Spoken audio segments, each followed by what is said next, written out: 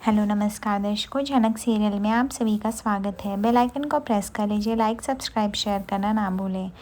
आज के एपिसोड में हम देख रहे हैं जहाँ पे झनक जो होती है अनशन पर बैठी रहती है धरने पे, और वहाँ पे गांव के लोग खाना बांट रहे थे जहाँ पे झनक को खाने लिए बोलते हैं। झनक बहुत ही परेशान रहती है। झनक यही सोच रही होती है कि पता नहीं उसके शहरी बाबू किस हाल में होंगे, वो खुद खाना खाए होंगे या नहीं, पता नहीं कहाँ मिलेंगे। झनक बस भगवान से प्रे कर रही होती कि बस एक बार शहरी बाबू उसको मिल जाए किसी तरह, और उसको कुछ नहीं चाहिए। पर झनक सोचते आखिर वो ढूंढेगी तो कैसे, उनको कैसे पहुँचेगी। दूसरी तरफ हम देखते जैसे अनिरुद्ध मिनिस्टर जी से बात करके घर पहुंचता है, अदिति तुरंत जानने के लिए बेताबू रहती है और बोलती बाबा क्या बोला, बताइए ना, अंकल ने क्या बोला, अब मुझे मेरे साथ क्यों नहीं लेके गए अपने साथ, तो वो तो मुझे जानते हैं, मेरी बात सुनते हैं। तभी अनिरुद्ध बोलता है अच्छा हुआ तुम्हें नहीं लेके गया। तभी यहाँ पे अदिति बोलती है आप ऐसा क्यों बोल रहे हैं। अनिरुद्ध बोलता है अरे बेटा, मतलब बहुत ज़्यादा उनके लोग आए हुए थे और आज उनके पास ज़्यादा टाइम नहीं था, बट उन्होंने मेरे लिए किसी तरह आधे घंटे निकाले और उन्होंने बोला कल सुबह तक वो बता देंगे। तभी अर्शी बोलती है कि मुझे तो समझ में नहीं आ रहा है तुम दोनों इतना पागल क्यों रहे। अदिति बोलती है कल सुबह बाबा हमारे पास इतना टाइम नहीं है, क्या पता ऋषि बचेगा भी तब तक नहीं, अगर उसको कुछ हो गया, कहीं ऐसा तो नहीं बाबा ऋषि के साथ कुछ हो गया है, वो जिंदा भी है या नहीं, आप मुझसे छुपा रहे हो, आप मुझे बता नहीं रहे हो। प्लीज़ बाबा अगर ऐसा है तो प्लीज़ मुझे बता दो, मुझे अभी से टेंशन हो रहा है, प्लीज़ बाबा। तभी यहाँ पे अनिरुद्ध बोलता है अदिति तुम बहुत ज़्यादा सोच रहे हो, ऐसा कुछ भी नहीं। अदिति बोलती बाबा प्लीज़ मेरा मन घबरा रहा है, अगर ऋषि के साथ ऐसा कुछ भी हो गया तो उसकी फैमिली का क्या होगा, प्लीज़ बाबा कुछ तो सोचो ना। तभी यहाँ पे अर्शी बोलती है अदिति तुम आउट ऑफ कंट्रोल हो गई हो क्या, क्या तुम्हें समझ में नहीं आ रहा है वो इंसान से तुम्हारा क्या रिश्ता, चाहे उसको जो भी हो तुमसे क्या फ़र्क पड़ता है। अनिरुद्ध तो बोलता है काम डाउन अर्शी और काम डाउन अदिति, पहले मेरी बात सुनो। देखो अदिति, मैंने बात कर ली है जहाँ तक करना था, और तुम्हें चलना है तो तुम चल सकते हो, मुझे कोई इससे प्रॉब्लम नहीं है। और यहाँ पे अर्शी बोलती बट ये क्यों जाएगी। तभी अदिति बोलती है माँ आप चुप रहिए, मुझे जाना है तो मैं जाऊँगी। बाबा आपसे जो बन सकता है प्लीज़ कीजिए, पर ऋषि को किसी भी हाल में, हर हाल में ढूंढ के लाए। उसने मेरे साथ गलत किया सही किया मुझे नहीं पता, पर वो मुझे ज़िंदा चाहिए, सही सलामत चाहिए। तभी अनिरुद्ध बोलता है ठीक है काम डाउन, मैं करूँगा, मैंने बोला ना एक बार, हो जाएगा, चलो मेरे साथ। उसके बाद अगली सुबह हम देखते हैं अनिरुद्ध के साथ अदिति भी आती। तभी अनिरुद्ध बोलता है तुम यहाँ पे चली आई। अदिति बोलती बाबा क्योंकि मुझे जानना है क्या हो रहा है क्या नहीं, इसलिए मुझे आपके साथ आना पड़ा। अनिरुद्ध बोलता है चलो अब आ ही गई हो तो हम चलते हैं, लेकिन तुम्हें पता है ना कि मिनिस्टर साहब के सामने तुम्हें क्या पूछना है क्या नहीं। अदिति बोलती मुझे नहीं पता बाबा, घर पे रहूँगी तो पैनिक अटैक आते रहेंगे, एनजाइटी होती रहेगी, यहाँ रहूँगी तो सामने सुन लूँगी ना एक बार, तसल्ली मिल जाएगी मुझे। तभी अनिरुद्ध बोलता है अच्छा ठीक है, तुम्हें चलना है तो चलो, मैं तुमको इनकार नहीं कर सकता, पर तुम सोच समझ के जो भी स्टेप उठाना प्लीज़। यही उसके बाद अदिति जो होती है वो जाती है, और वहाँ पे वह गृह मंत्री बोलते हैं कि बेटा अगर ऐसी बात थी तो तुम मुझे कॉल या मैसेज भी कर सकते थे, अनिरुद्ध जी तो आ रहे थे, फिर तुम्हें इतनी दूर तक आने की क्या ज़रूरत थी। अदिति बोलती है नहीं अंकल ऐसी बात नहीं, ऋषि का मिलना बहुत ज़्यादा ज़रूरी है, वो जब से नहीं मिल रहा है मैं सोच सोच के परेशान हूँ, पता नहीं वो किस हाल में होगा, किन लोगों ने किडनैप किया होगा, क्या कर रहे होंगे उसके साथ। दूसरी तरफ यहाँ पे अगली सुबह होती है, झनक सोचती है कि अभी तक 10 बजे का तो अपॉइंटमेंट दिए थे वो गृह मंत्री आने के लिए, अभी तक बुलावा नहीं आया, हम तो गेट के बाहर खड़े ही हो गए हैं। तभी यहाँ पे झनक के जो गाँव वाले रहते हैं वो झनक को खिलाने के लेते हैं, पर झनक कुछ नहीं खाती है, बोलती है मुझे कुछ नहीं खाना है। उसके टीचर जो होते हैं झनक को डांटने लगते हैं कि झनक तुम ऐसी हालत करोगी तो कैसे चलेगा। झनक बोलती नहीं मैडम जी, मैं यहाँ पे अपने खाने भी कैसे ध्यान दूँ, पता नहीं शहरी बाबू किस हालत में होंगे, और मुझसे नहीं खाया जाएगा, मैं यहाँ पे खाना नहीं खा सकती हूँ। तभी गांव वाले बोलते पता नहीं बिटिया के भाग में इतना दुख काहे लिखा है, मुझे तो समझ में नहीं आ रहा है, पर झनक अगर खाएगी पिएगी नहीं तो कैसे कुछ तू लड़ेगी, तू बता, यहाँ पे कोई हमें टिकने देगा। तभी उसकी मैम बोलती है और ऋषि तो तभी मिलेगा ना झनक जब तुम मजबूत बनी रहोगी, ऐसे कैसे चलेगा। पर आसिफ जो होता है वो एकदम से बेतहासा हो जाता है और बोलता है झनक बेटा मुझे माफ़ कर दे, शायद मेरे पापों कर्मों की वजह से आज तेरे साथ ये हो रहा है। झनक बोलती नहीं बाबूजी ऐसा नहीं है, ये मेरा अग्नि परीक्षा है, एक पत्नी का अग्नि परीक्षा जब भी होता है तो उसको हर हाल में पास करना रहता है, आपकी इसमें कोई गलती नहीं, और आप अपने आप को कसूरवार मत समझिए, मैं आपको बोल रही हूँ ना। तभी यहाँ पर पराशर जो होता है वो झनक की बातें सुनकर थोड़ा सा रिलैक्स हो जाता है। तभी यहाँ पे झनक की मैम बोलती हैं कि अब हमें अंदर चलना चाहिए झनक, हमें ज़्यादा टाइम वेस्ट नहीं करना चाहिए। झनक बोलती लेकिन कैसे चलूँ, ये लोग मानने भी तो चाहिए।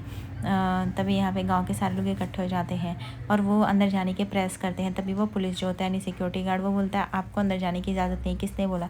झनक बोलती 10 बजे का अपॉइंटमेंट था और खुद गृह मंत्री ने बोला था, अगर आप उनसे होम मिनिस्टर साहब से कह देंगे तो ज़्यादा अच्छा रहेगा। तभी यहाँ पे होम मिनिस्टर साहब कहते हैं कि कल भी कुछ लोग आए थे, पता नहीं किस ऑर्गेनाइजेशन से थे, लेकिन काफ़ी ऋषि के लिए चिंतित दिखाई दिए। मैंने उनको भी बोला है, मैं अनिरुद्ध जी से खुद संपर्क में हूँ बेटा, मैं तुम्हारी शादी में आया था, मुझे पता है तुम्हारे लिए ऋषि कितना इम्पोर्टेंट है, तो तुम चिंता मत करो, हम ढूंढेंगे ना। तभी यहाँ पे झनक जो होती है वह अंदर आती है अपने मैम और अपने बाबूजी के साथ। तभी यहाँ पे बोलती है, सर हमें ऋषि चैटर्जी एक जी के बारे में जानना है, वो कहाँ पे है।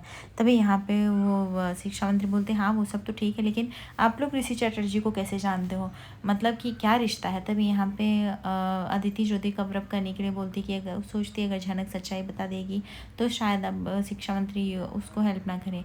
तभी यहाँ पे झनक बोलती, एक नागरिक होने के नाते हम चाहते हैं वो सही सलामत रहे, वो देश का हर एक बच्चा चाहता है, तो इसमें क्या गलत है। बस उनका कुछ तो पता होगा, कल रात से कुछ भी पता नहीं आया है, ऐसे कैसे हो सकता है, पुलिस सिस्टम इतनी लापरवाह कैसे हो सकती है, मुझे तो अभी भी नहीं समझ में आ रहा है। तभी यहाँ पे शिक्षा मंत्री बोलते, अरे गृह मंत्री बोलते हैं, पहले तो तुम शांत हो जाओ और ये क्या बात हुई, और पहले तुम मुझे बताओ तुम कैसे जानते हो एसपी ऋषि चैटर्जी को। झनक बताती है, एक नागरिक है और सिर्फ इसलिए वो बहुत लोग की मदद की, इसलिए वो आई है लड़ने के लिए। दूसरी तरफ उसकी मैम बोलती है, और सर सिर्फ इतना ही नहीं, झनक काफ़ी होनहार स्टूडेंट है, काफ़ी ब्राइट है, स्टेट लेवल पर उसने पास किया है, रैंक आया है उसका अच्छा खासा। तभी यह सुनकर होम मिनिस्टर और भड़क जाते हैं कि इसको बात करने की तमीज़ नहीं, क्या इसको पता नहीं कैसे बात करनी है, ये मुझे कैसे हुकूमत दे सकती है।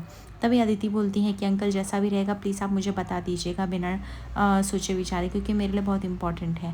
तभी यहाँ पे वो मिनिस्टर कहता है कि हाँ, और हाँ बेटा तुम बैठो, और हाँ अब आप लोग जा सकते हैं। पता नहीं इस लड़की को कुछ बात करने की तमीज़ कब होगी, मुझे तो यही नहीं समझ में आ रहा है। झनक को बोलते तुम किस हक से मुझसे ऐसे बात कर रहे हो।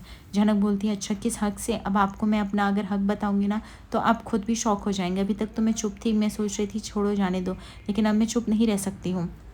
तभी यहाँ पे वो बोलता है, अरे क्या बात कर रही हूँ।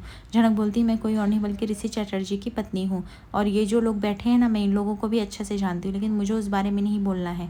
हाँ अगर पत्नी होने के नाते मैं अपने पति का हाल तो जान ही सकती हूँ। और ये अनिरुद्ध बोस जो बैठे हैं, जो दावा करते हैं कि मेरे बाबा है, लेकिन सही वक्त आने पर कभी बाबा का धर्म नहीं निभाते हैं।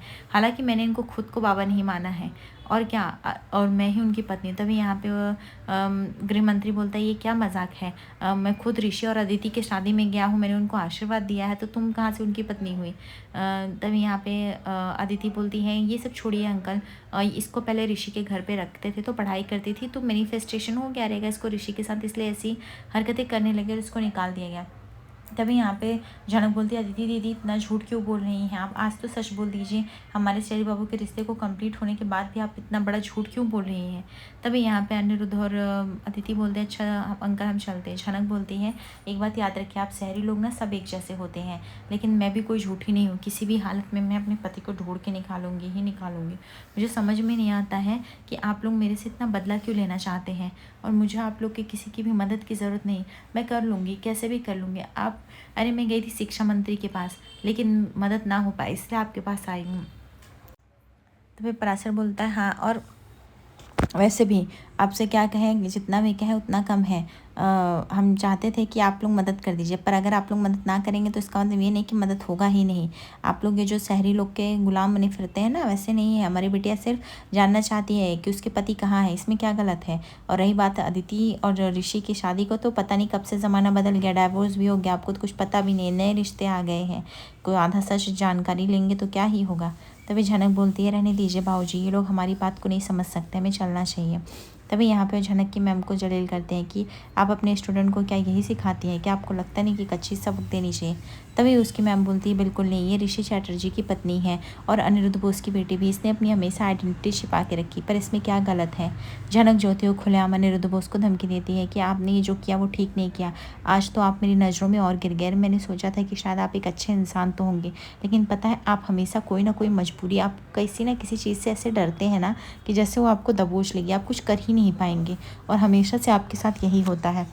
कभी तो अपना स्टैंड लीजिए, कभी तो लोगों के लिए खड़े होइए। अरे मेरी तो छोड़िए, अपनी बेटी के लिए खड़े हैं तो किस बेसिस पे वो तो बता दीजिए।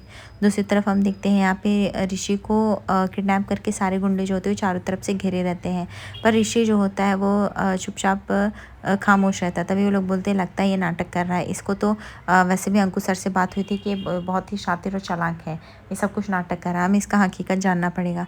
तभी यहाँ पे वो मेन बॉस जो रहता है वो बोलता है, अरे यार मैं तो पक चुका हूँ, अब इससे मैं कितनी बार उगलवाऊँ, मुझे तो तो समझ में नहीं आ रहा, चलो एक बार और उगलवाता हूँ। तभी यहाँ पे वो जाता है और बोलता है तुझे पता है तेरा नाम क्या है? ऋषि बोलता है मुझे कुछ भी नहीं याद आ रहा है, प्लीज़ मुझे जाने दीजिए, आप लोग ऐसे क्यों पकड़ के रखे हैं? तभी बोलता है देख हम तेरे साथ यहाँ पे गुल्ली डंडा खेलने नहीं आए, हम जो बता रहे हैं तुझे सुनना पड़ेगा, तुझे पता है तेरा नाम क्या है? तभी वो बोलता है नहीं मुझे नहीं पता है। वो बताता है कि तेरा नाम ऋषि एसपी चटर्जी, तू एसपी है और तू ऐसे डरपोक जैसे क्यों बैठा है? तुझे भागना चाहिए ना, तू भूल गया है क्या? और तुझे एक बात पता है कि नहीं, तेरी मंगेतर हमारे कब्जे में है। तभी यहाँ पे ऋषि बोलता है मेरी मंगेतर तुम्हारे कब्जे में कैसे हो सकती है, वो हो ही नहीं सकती है। तभी वो बोलता है क्यों, किसी से कभी प्यार किया है, दिल दिया है किसी को? तेरी कोई गर्लफ्रेंड है, कुछ तो रहेगी ना, तेरे को कुछ तो याद रहेगा ना। जहाँ ऋषि बार बार याद करने की कोशिश करता है लेकिन उसको धुंधला सा विजुअलाइज्ड होता है। और तभी वो बोलता है कि लगता है तू अपनी गर्लफ्रेंड को भी भूल गया है। ऋषि बोलता है नहीं नहीं, मेरी मंगेतर कहाँ है मुझे पता है, तुम लोग उसको किडनैप ही नहीं कर सकते, वो तुम लोग के कब्जे में नहीं आएगी। वो जब आएगी ना तो मुझे खुद यहाँ से छुड़ा के लेके जाएगी और तब तुम लोगों को पता चलेगा। तभी यहाँ पे वो गुंडे और डर जाते हैं कि ऋषि कैसी बातें कर रहा है। ऋषि बोलता है तुम लोग को इसकी भरपाई चुकानी पड़ेगी, तुम लोग देख लेना। तभी वो गुंडा बोलता है अरे कौन है तेरी गर्लफ्रेंड, नाम तुझे पता है ना, झनक नाम है उसका। तभी ऋषि बोलता है नहीं झनक नाम नहीं है, मेरी गर्लफ्रेंड का नाम, मेरी मंगेतर का नाम अदिति बोस है, अनिरुद्ध बोस की बेटी है, वो बहुत लंबे पहचान है, अगर वो एक बार यहाँ पे आई ना तो तुम लोग का जीना मुश्किल हो जाएगा और मुझे पूरा यकीन है अपने बाबा के साथ आएगी और मुझे छुड़ा के लेके जाएगी, फिर तुम लोग का वो हश्र होगा ना जो तुम लोग कभी सोचे नहीं होगे। तभी सब लोग मजाक उड़ाने लगते हैं कि एसपी मतलब होता है शादी पगलू, तुझे तो तेरा नाम भी नहीं पता। ऋषि बोलता है इसके लिए तुम लोग को बहुत बड़ी भरपाई चुकानी पड़ेगी, देख लेना एक एक करके चुकानी पड़ेगी। तभी वो गुंडे जो होते हैं वो बोलते हैं अरे ये इंसान पागल हो गया है क्या, ये कैसी बातें कर रहा है, मुझे तो कुछ भी समझ में नहीं आ रहा है, अब ये अदिति बोस को बीच में ला रहा है, अब झनक से क्या रिश्ता है इसका। यहाँ पे ऋषि बोलता है तुम लोग अगर मुझे नहीं छोड़े ना तो देख लेना, तुम लोग को खुद यहाँ से जेल में ही जाओगे तुम लोग डायरेक्ट, तो पता चलेगा। अदिति आएगी ना किसी भी कीमत पे, फिर वो सब नहीं टॉलरेट करेगी। तभी वो बोलता है लगता है ये इंसान सच में पागल हो गया, खाना भी नहीं खा रहा है, अब इसको मार भी नहीं सकते हम लोग वापस से, पर इसे झेल भी नहीं सकते, मैं किसी एक ऐसे इंसान को लाना पड़ेगा जो इसकी देखभाल करता हो, जो इसे देखता हो, क्योंकि हमसे टॉलरेट नहीं होगा। तभी वो बोलता है कि हाँ मुझे लेकिन इसके लिए अंकुश से तो बात करनी ही पड़ेगी। आज रात के एपिसोड में देखते हैं जहाँ पे गुंडा बोलता है अरे भाई किसी को ढूंढ लेते हैं उसकी देखभाल करने के लिए। तभी उनकी अचानक से नज़र एक घूंघट वाली औरत पे पड़ती है जो कोई और नहीं बल्कि झनक रहती है। वो लोग झनक को अपॉइंट करते हैं कि तुम्हें चल के बस ऋषि को खाना खिलाना, देखभाल करना है। झनक जैसे ही पहुँचती है और ऋषि को इस हालत में देखती है एकदम खुश हो जाती है, लेकिन ऋषि उसे पहचानने से इनकार कर देता है और यह झनक के लिए सबसे बड़ा सदमा रहता है। आगे एपिसोड पर बने दर्शकों लाइक सब्सक्राइब करिए फॉर मोर अपडेट्स। धन्यवाद।